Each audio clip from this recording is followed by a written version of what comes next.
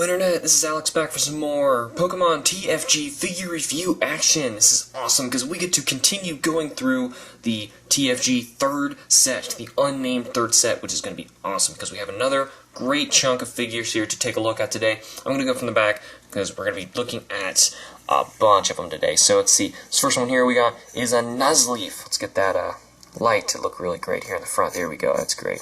So Nuzleaf is a Pokemon that I'm honestly not a big fan of. Nuzleaf, I don't really care about him. I never really cared in the third set, didn't really like this guy. So I wasn't really thrilled to grab one of the figures. The thing is, he actually came in a lot, so I was like, hey, cool, we'll get to check him off that list anyway.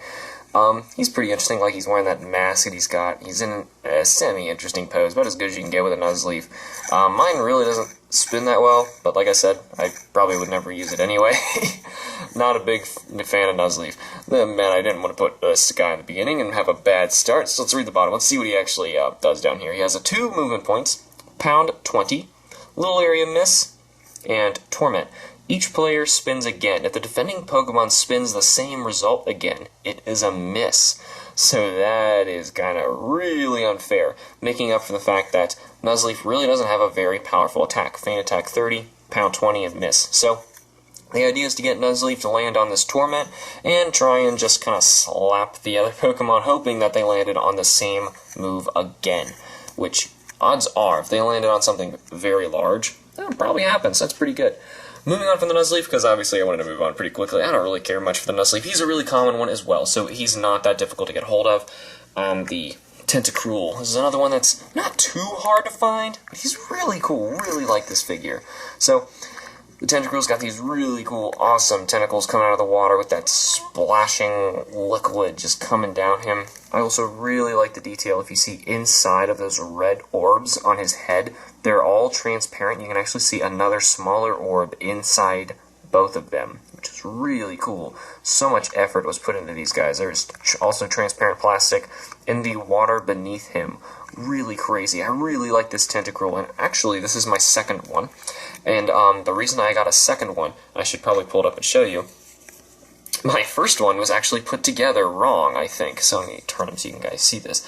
His one tentacle that the one on the right is correct, where that tentacle is supposed to go back, but mine is actually turning and doing this weird dance. My other one's just doing this dance. It's kind of unusual. So some of the Tentacruels, from what I've seen, mostly they will look like this. This is the way they are supposed to look. If you see one like this, it's not that it's a fake or anything. This one is just an interesting one that I've found. But anyway, just wanted to point that out. If anyone was going through my videos that I'm going to be doing for trades and stuff like that, that is the Tentacruel you're going to be getting, not this one. So, really like this Tentacruel, really awesome pose. I like Tentacruel as a Pokemon. I think he's really cool. So, let's take a look at him down below. He actually only has 1 movement point, which is surprising. Very, very large area of this one move called Tentacle Sting. If Tentacruel is knocked out by damage, the defending Pokemon is paralyzed or poisoned. I wonder how you determine which or which. Do you use like the judge figure or flip a coin or something? I don't know. Some of the TFG got a little strange when it came to actually figuring out how the rules go when things like that occur. He has 2 small areas of miss with a purple back here. It says Mirror Coat. If the defending Pokemon spins purple, that Pokemon is knocked out. Oh, devastating. That's pretty cool because purple is pretty much the lifeline of a lot of the figures in the TFG to really make them turn into like it doesn't matter what your attack just did because I just used Fly or Whirlwind or something like that, and I used some purple attack to basically bypass what you did. Tentacruel, you're actually really good considering how you're only at 1 movement pointer. Now, moving on from the back, I do have a trainer figure back here, and it's because I've kind of been putting off showing the trainers in this series just because I'm trying to find the Pokemon because they're more exciting. But this is the trainer yellow figure. Now, I do find this one to be a little unusual because it's kind of hard to pick up on screen unless I had another one in hand, which here, let me grab trainer red above. Fortunately, he was really close. Now, I want to show you guys this because this is very interesting. You can see in trainer red, if I can get really close to the camera, let's force the darn thing. Right, there we go. See how there's a shading in his arm right there. There's some shading there, and there's a lot of detail on the face. The Trainer Red figure looks fantastic from Next Quest. Now I'm going to pull up this one. This is the one that you're going to get in the third set. There's absolutely no shading there. It is perfectly smooth. His hand is actually tilted at a different angle, and the face seems to be a lot more plasticky. Something's a little unusual about it. So, I'm not exactly sure. The shading seems to be missing, but it is the exact same sculpt and everything as the Next Quest Trainer Red.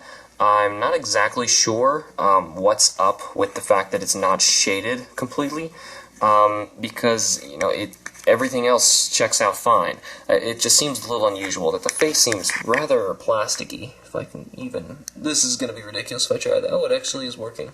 Aside from the fact that I'm blocking the light.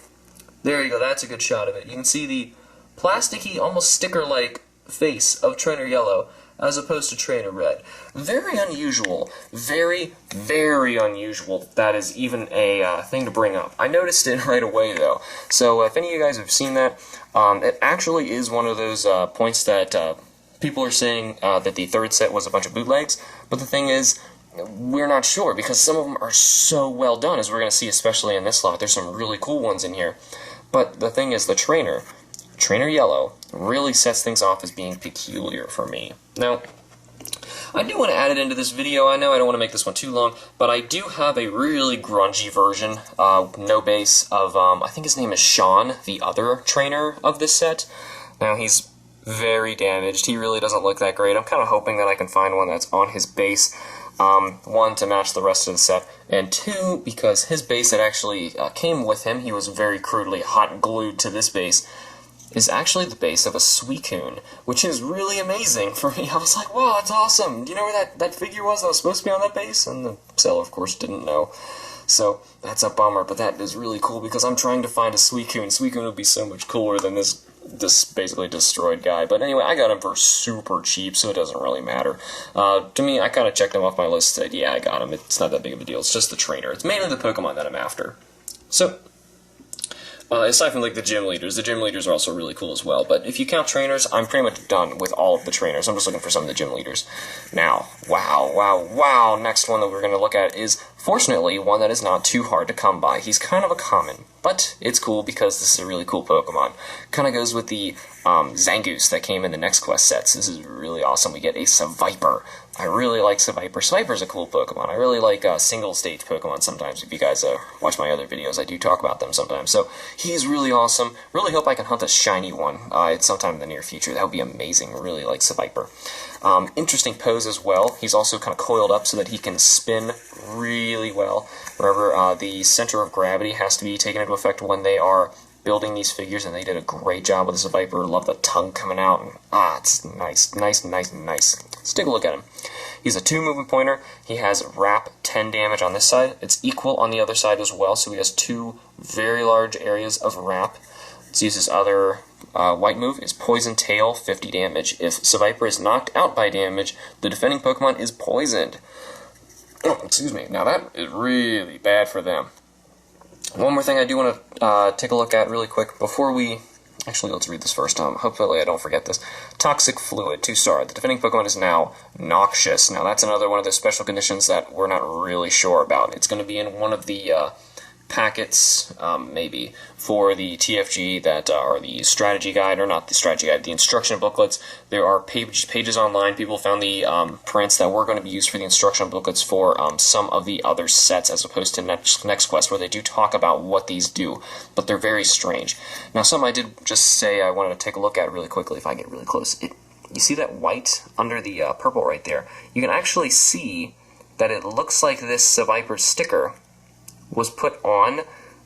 See, the purple kind of slides under here a little too far. The sticker was probably put on first, and then it didn't line up properly. It was probably moved, and then stuck another one on top of it. Because, actually, no, it's not. It's not at all. Because you look here, see that little orange in there? That's a miss. See that little flake of orange? That's a miss. So this Seviper, was actually, maybe the wrong sticker was put on Seviper, and then they had to switch it out and put the correct one on. That's interesting. I've never seen that on any of the TFGs where I can see another sticker underneath, but that's kind of interesting. Once again, there's a lot of very odd quirks that you find in the third set that make you think, are these really bootlegs? But the thing is, they're so well done. I can't discredit them. So, moving on to the next one. Fortunately, another one that is not too difficult to come by is a really awesome one as well. Pinsir. I love Pinsir. Pinsir's a cool Pokemon. Pinsir here, he's in a decent pose. I mean, he's just kind of like, you know, giving you a high five or something like that. I'm not sure. But anyway, I really enjoy Pinsir. I think he's a really cool Pokemon, especially when he Mega Evolves. That's really, really terrifying. So, he really is just kind of standing there. Something you're going to notice if you get really close, you can see that the color of the brown that is on his arms is kind of a different brown than the brown of his body, which I find kind of strange. Maybe it's just not shaded the same way. But, once again, kind of like that Trainer Yellow. The shading in this set got a little unusual, and not exactly sure if there was something up about that. I do have a second Pinsir in it. Also has this weird spot in the leg right there. You can see that thing that looks like clear plastic. It actually is clear plastic. I'm not sure why it's in there, but it is on my other Pinsir as well. So, either way, let's take a look down at the bottom. He has a 2 movement pointer.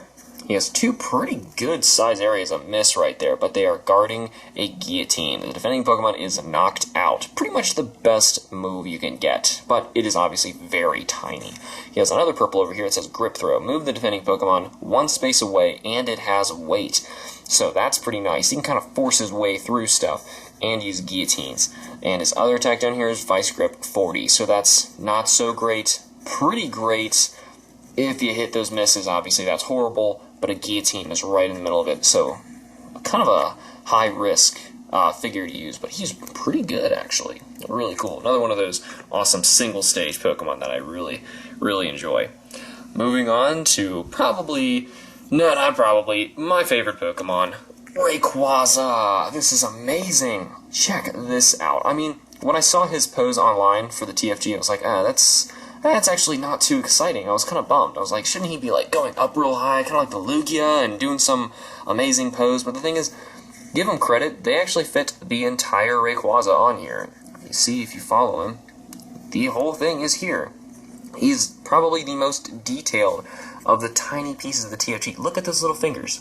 Look at my finger next to how tiny those are, and each one is painted. That is amazing. This thing is so incredibly detailed.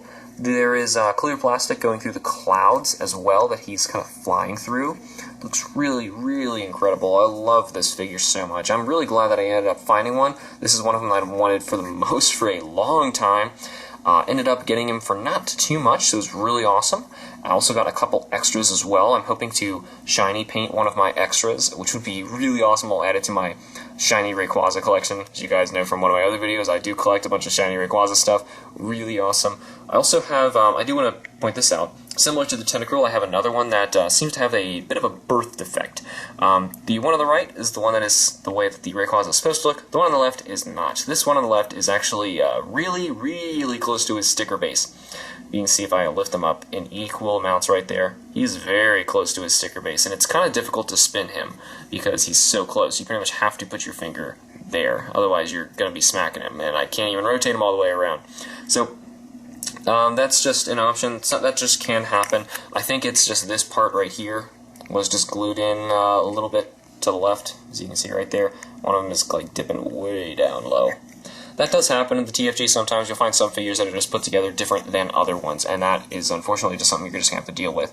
Hey, just treat it like a birth defect. That makes you special. I don't know, but you got to think of it some way like that. Otherwise, you're just going to be bummed and keep trying to find more of them, which is kind of expensive. You should probably not do that. Let's take a look at what Rayquaza actually does. He is a 1 movement pointer, has a bit of a miss region down here. Twister, 50. 50 damage is like that range where I'm like, that's okay. That's pretty safe to use 50, especially at a large area like that. He has an enormous area of gold, which is 120 damage. I believe that's actually the most damage you can do in the gold region of any of the figures, which is actually saying this is the best move in the entire TFG, I think. I'm pretty sure there might be one that is more powerful than that, but I'm pretty confident 120 damage in the gold is the best you can do, which is really incredible. Now, this is going to be a little more difficult to read just because Rayquaza wants to fly in front of it. Obviously, with that other figure of Rayquaza, we can't even read it. There we go. Fly. Rayquaza moves up to 3 spaces, jumping over the defending Pokemon and any other Pokemon. Now, that is insane. Now, remember, this is a 1 movement pointer, so using that thing is basically his way to get around town and hop into your goal. And once he starts going, you can't really stop it. You have to overpower the 50 or get lucky and he hits the miss. That's pretty much it. That is an insane figure. Probably one of the best one movement pointers in the entire series. That is incredible. Really like that figure, both in terms of the fact that I just love Rayquaza, I'm a sucker for him, and the fact that he's really amazing in this game, assuming we know what the gold actually means. So, moving on to our final one for today. Oh, the video's ending is a Goldeen. Now, hold up, guys. This Goldeen is actually really rare. Now, don't think that I saved the common for last. No, this Goldeen is actually really hard to come by, and I got super lucky I found one. Unfortunately, though, I think the tail was kind of breaking here at the top, as most of them you'll see online, the tail actually points up a little bit more than that. But it's alright, mine is still in one piece. I'm still happy about that. As you heard when I spun it, there's something down in the spinner base that's actually causing that to click every time it does that, which is unfortunate. And there's something up with the spinner base where I can't actually take it off. This Goldeen is actually stuck on this base, which is okay because I do want my third sets to have black rings anyway. The only thing that makes me a little OCD about is the arrow is not in the front, but whatever. It's not that big of a deal. I kind of wish that I could switch it out for a base that did not click like that, because I don't like having such a rare figure on a base that is going to click so much like this. Now, I got really lucky, and when this Goldeen appeared, it only cost me around 10 bucks. That is sweet, and because it was damaged, the seller actually gave me some of that money back anyway, so that's actually really nice. Really nice seller as well. So, let's take a look at what it does. It has 2 movement points, 2 very small areas of miss, as we see right here, surrounding its strong attack, horn attack right there, which does 80 damage, and we turn it all the way around, it does a pretty measly flail 30, which is pretty bad, but it does have 2 movement points and an ability. Water Veil. Goldeen can't be burned. Now, honestly, I don't remember seeing that many Pokemon that are going to burn you in the TFG, so that's really not that swell of an ability to have, and it really does not make up for having that much 30 damage down there. It kind of stinks, and the 2 miss regions really aren't adding up to anything, and an 80 for your ultimate attack is not that great, especially for a 2 movement pointer. So attack-wise, for the game, Goldeen kind of stinks, but the thing is, for the figure, this thing is amazing.